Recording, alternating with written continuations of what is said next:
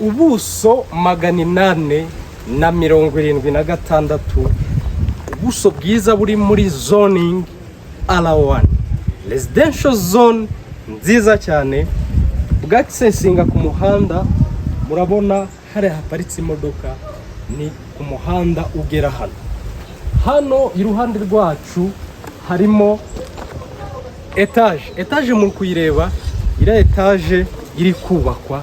Nawe ushobora kuza muri ubu buso ugashyiramo etage nka ziri ebyiri zajyamo kandi zakisesinga ku muhanda. Turi mu kagari ka Rukoko mu mudugudu w'Isangano, ahantu heza hari gutera imbere mu bijyanye n'imiturire. Ushobora kuhatura ugasanga utuye mu buso bwiza kandi ku giciro cyiza cyane. Tujyana tubereke mu buso imbere ukuntu hameze. Turahera hano ku muhanda tuzamuke tugere ruguru yo mubonamo inyubako ya Mugongo wa Tembo. Nubwo mutayibona neza, niyo tugiye kujya kubereka, niyo nyubako irimo.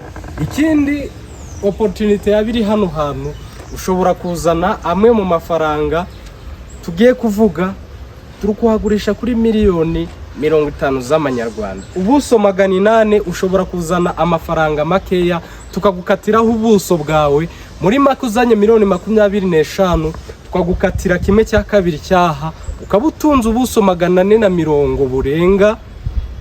Ubuso buriya 870 kubugaba kabiri, ubusigaranye ubuso 435 kuzamura. Urumva ko waba ukoze igikorwa cyiza kuri miliyoni 25 gusa uzizanye twagaba kabiri.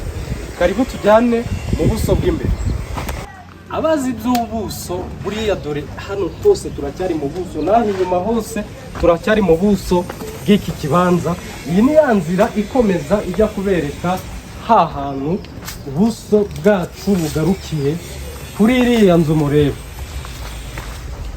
Uyu yarubatse amarayo yamazeyo. Muri make hano nitwe tuhemerewe ku buso bw'imbere. Hano turi kuri ya nyubako iri muri iki kibanza.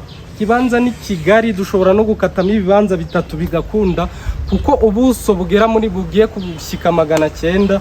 Murabyumva, hashobora kuvamo ibibanza bitatu bigakunda. Hano rero kuri miliyoni 50 urazizana ukwihere hano hose, maze witungira ubuso bwiza muri quartier iri kuzamuka gake gake.